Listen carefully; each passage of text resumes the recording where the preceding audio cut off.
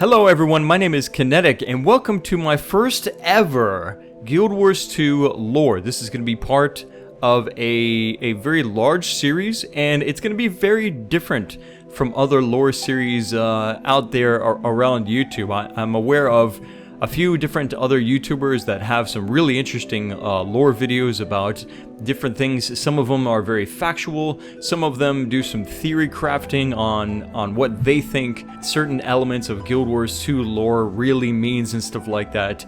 Mine is going to be its own type of thing, really, but it's not going to be its own thing by itself. It's actually really connected to and a part of my Let's Play series that I'm doing. Right now, I recently started a Let's Play of Guild Wars 2 with a Sylvari Necromancer, and so kind of alongside of that experience and that video series, I want these lore videos to kind of go into more detail and explain a little bit better for those of people that are interested in understanding more alongside what's going on in that Let's Play. So for example, this video is a general kind of overview of the Sylvari, of the Pale Tree, and the Dream, and also the Nightmare Court, which is quite a lot of subjects to try and fit all into one video. So this may be quite long of a recording, and I may split this into several pieces, but that is mostly the bigger parts of what we have experienced so far in the Let's Play, and it would be a shame not to talk about that stuff now before we continue going further. And I think what would be interesting and entertaining really is to kind of talk about the basics now, go over as a bit of an overview of these things, and then as the Let's Play continues on, we will discover more and interesting things as I talk to different NPCs, as I make my own observations about things or whatever, and then come back to this lore series and be like, yeah, in this part, you know, this episode or whatever, and then talk about it in greater detail and stuff like that. So yeah, it's gonna be pretty cool. This is going to be pretty heavy, this beginning of the series, and in this recording, like I said, we're going to be talking about a lot of different subjects. But yeah, sit back, relax, and I hope you enjoy this. For those of you that already are pretty knowledgeable about Guild Wars 2 lore, about Sylvari, you may find... I don't know. I'm not sure how you will take these videos, because, like I said, it's kind of like it's a supplement to the Let's Play. So me personally, I don't know everything. I probably don't know as much as you guys, but you will see me kind of talk about these things that I'm experiencing and give a little bit of my ideas. This isn't going to be just purely factual information that is genuine lore, and it's not going to be super wild either in terms of theories and what things may be or whatever, but I'm going to kind of question things, and I'm going to open up things that I think that are interesting and give my thoughts and opinions on them. So yeah, I think we should get started by reading from the guildwars2.com wiki site, which is arguably a decent place if you want to get some basic lore. And I'm going to do what I've seen other people do and read off of this site just sort of as an introduction, quick overview, and then we're going to talk about some of those things that this overview mentions in a little bit more detail. So here we go. This is an introduction overview to the Sylvari. This story began with a human soldier named Ronan, whom, while separated from his patrol, discovered a cavern filled with strange seed pods. This cavern was protected by terrible plant creatures, so he fled, clinging to a single seed to show his daughter when he returned home from war. But upon his arrival, Ronan discovered that the Mersat had destroyed his village and murdered his family, leaving only ruined houses and mass graves. In agony, he planted the seed on their graves and swore never to return to battle. Ronan was joined by an aging centaur named Ventari, who had also begun to lose hope in peace. The human and the centaur, against all odds, formed a friendship that surpassed the bounds of race. Together, they decided to begin their lives anew and create a refuge for human and centaur alike. They built their safe haven near the ocean and the budding tree for all those who sought peace and the shelter of friendship. The pale oak grew under the watchful and gentle eye of Ventari, becoming strong and healthy, and giving the old centaur great joy. With this bliss came sorrow. The centaur tribes of the north and west, crushed and driven out by Critons fleeing from their flooding coastline, grew more and more savage and brutal. As more tribes joined the war, fewer were willing to listen to Ventari's words, and his new outpost became smaller and smaller. At last, old and gray, Ventari carved his life's lessons upon a marble tablet, which he placed at the base of the pale tree, so that future travelers might read it and perhaps learn the ways of peace and harmony. Then, many years after his human companion had passed on, Ventari laid down beside the tree Ronan had planted and died. The year was 1165. The tree, white and sparkling, continued to grow. Over 100 years later, small cocoons appeared among its branches. These cocoons spun out, shifting and eventually ripping open, birthing a new race of people into the world, fully grown, as if they had awakened from some magical dream. They called themselves the Sylvari, and these firstborn were only the beginning of a widespread emergence, all born from the same massive tree. The marble tablet still bears Ventari's last words, and the Sylvari who emerged from the tree found themselves strangely guided by these ancient lessons. Whether the tree tended by Ventari somehow became imprinted by the noble centaur's morals and ethics, or whether it absorbed both the remains of the centaur's flesh, as well as his compassionate soul upon his death, no one knows for sure. But it is certain that his influence over the Sylvari is strong. Even so, many decades after his death, their race venerates the Ventari tablet as their most sacred artifact and testament. So there's an introduction to a lot of the things that we're going to talk about. It talks about the characters Ronan and Ventari, which are very important to Sylvari history. This human guy named Ronan, who was actually a part of the Shining Blade, found a seed in a cavern which was protected by terrible plant creatures. And that's very interesting. We're going to come back to that. And when he came home to show his daughter this seed, he found that his family had been slaughtered. And so he gave up war and planted the seed on his family's grave. This is the first point that I would like to talk about, because as we know about the Sylvari, they're a very humanoid looking species. They're not made of flesh though, like most races are of Tyria. They're made of just purely plants, basically. What is like bones for the Sylvari is actually just really hard wood. For hair, they don't actually have hair so much as it is more of a decoration of leaves that kind of looks like hair. And if you look at a Sylvari really closely, what you will see is basically plant parts that are mimicking what would look like a human. So we have the Sylvari, which are made of plant but mimic human form, and it seems that this is the influence that the seed took in from being planted on Ronan's family's grave. But they also have the mindset, the value system, and beliefs of harmony and peace from Ventari, which may be because he himself also died there by the pale tree, but also probably more or just as much of an influence from Ventari's tablet, which was also put there by Ventari, his life's lessons, his values and his beliefs and wishes for more peace in the world, less violence, more violets, right? That's a Sylvari quote from somewhere. It's very, very interesting. And so we've got this tree, but the tree came from not so peaceful of a place. This seed was not found or dropped from heaven. It was found by a human in a cavern which was protected by terrible plant creatures. That's really interesting that this seed took in so much influence.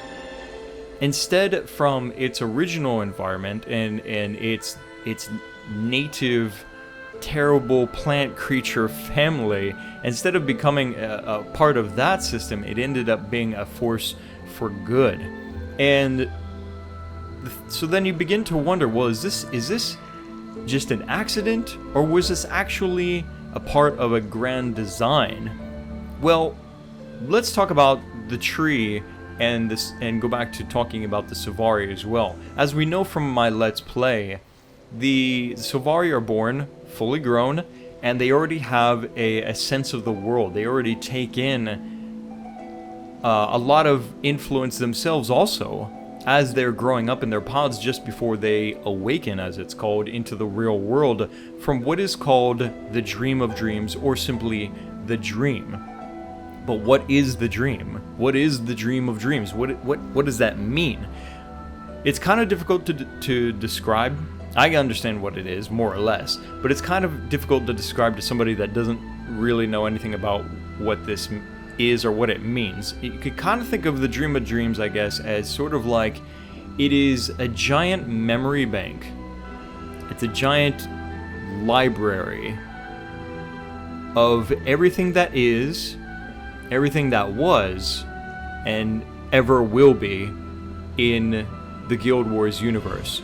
It is a collection of memories, emotions, history, from not just Sylvari, but from the entire world in Guild Wars 2, from all races. The Dream is like this giant pile of knowledge, and the Sylvari are getting their influence and getting their experience and their knowledge of the world from the Dream, or actually more specifically from the Pale Tree. The Pale Tree gets its information from the Dream, and the Dream seems to give part of its knowledge, not all of it, but gives part of its knowledge, these emotions and things like that, more specifically and more often, it seems, from Sylvari, but from other things that exist in the world. But everything that happens to the Sylvari that are already existing, that have already awakened, their memories, their emotions go into the Dream, and then the Dream takes a lot of that information and it gives it to the Pale Tree, and then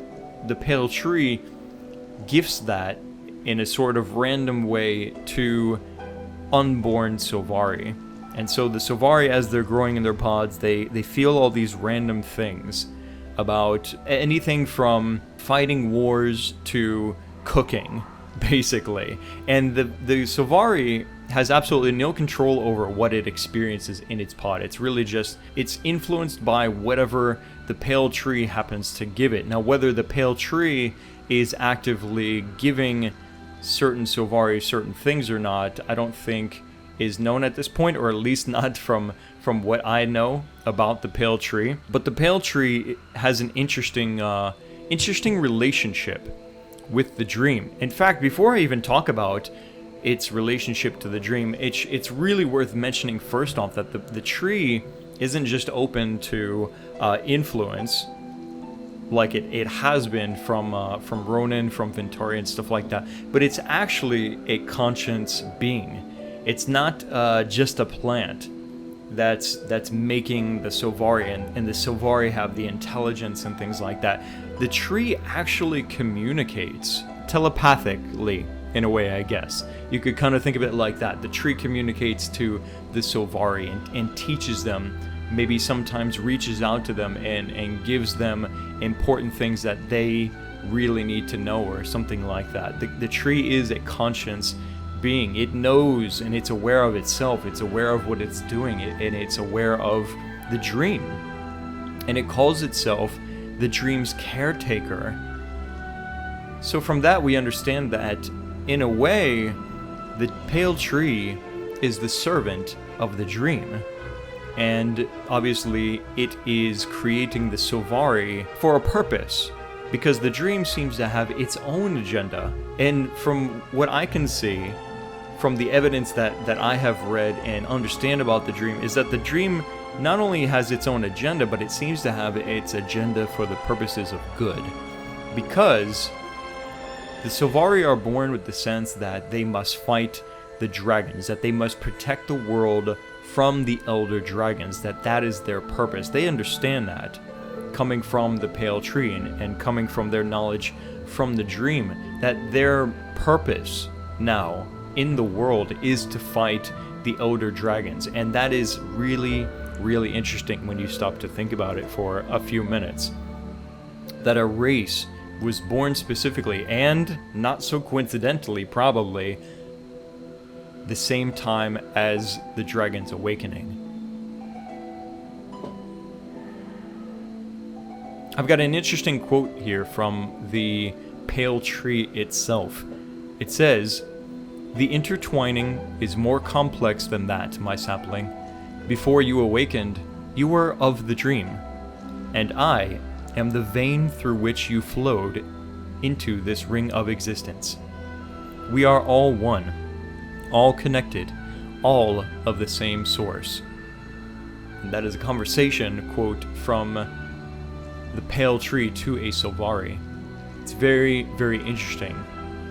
I am the vein through which you flowed. So the pale tree is not the dream. It is just a part of the dream, like everything is. And it seems to exist in both the physical realm as an actual object, but also as part of the dream, and calls itself the dream's caretaker. So it seems that the tree works for the dream and for the dream's agenda of fighting the elder dragons, which is very, very interesting, that such a powerful force has an agenda, and that its agenda is to be a force for good.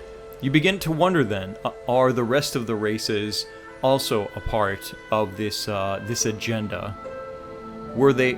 Was the dream also responsible for the creation of humans? Was the dream also responsible for the creation of Char and Asura and all the other races of the Guild Wars universe? And if that's so, then the Elder Dragons then also come from the dream. And if that's the case, then why would the dream need the Pale Tree to create the Sylvari? If all of what I just said is true, why would the Pale Tree need to create Sylvari? Tyria already has the Char, the Norn, the Asura, the humans. Why the Sylvari? What is so important that they need to come into existence in order to fight the Elder Dragons? Well, I think only time will really tell that. Nobody could possibly really have any concrete theories, I think. Just guesstimations, as I would like to call them. There's another powerful force, though, and we've seen this in the Let's Play that I'm doing. We have what is called the Nightmare Court. They are also Sylvari, but their agenda is very, very different from the Sylvari's agenda.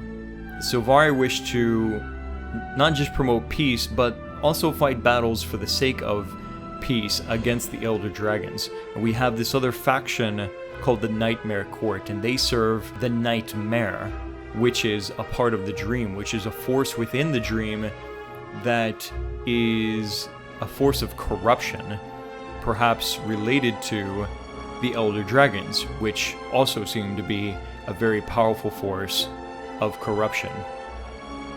But I don't think that that's true, because what we have here is a quote from Ray Soesby, who is the lore designer for Guild Wars 2.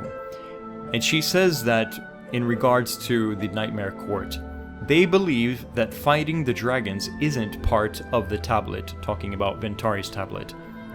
The tablet doesn't say anything about dragons, so they agree the dragons are bad, but their primary goal is to free the Sylvari, because how can we fight the dragons when we're all slaves to the tablet? So that's interesting. That breaks any connection with the possibility that the Nightmare Court is serving the Elder Dragons in some way. What they wish to do, their agenda, is to free the Sylvari from the shackles and beliefs and value system of Ventari. They wish to awaken and free the Sylvari from the mindset of the Pale Tree. They want to corrupt the Pale Tree into working for the nightmare rather than for the dream, because they believe that Ventari's teachings are a lie. It says here, the Nightmare Court believes that Ventari's tablet is wrong, and that those lessons were forced upon the tree and forced upon the Sylvari during the tree's very formative years. And they think that real Sylvari, what they should have been, shouldn't be influenced by the tablet, because the tablet was an external and outside force making them believe things. I think that was meant to be outside forced, but it says forced here. So that's interesting. That kind of takes me back to thinking about the original location of the strange seed pods that Ronan found. These seeds protected by terrible plant creatures. It's obvious that Ronan and Ventari have this very positive influence on the seed, making the Pale Tree, which was also influenced by the Dream, which is a very powerful force for what seems to be good in the Guild Wars universe. But what about these terrible plant creatures? What's their angle? Were they originally creating trees that would grow into terrible plant trees instead of a great pale tree? And if this is one seed, potentially among many other seeds from these strange seed pods, then what about those other seeds? Where are they? Did they grow anything? Did they create their own race, potentially, that isn't influenced by forces of good, but perhaps more influenced by forces of evil to create more terrible plant creatures? And what would they look like without Ronan's influence? What do they look like without the image of humans to mimic? What is the more natural form, essentially, is what I'm getting at here. What would Sylvari look like normally without the influence of Ronan and his buried family?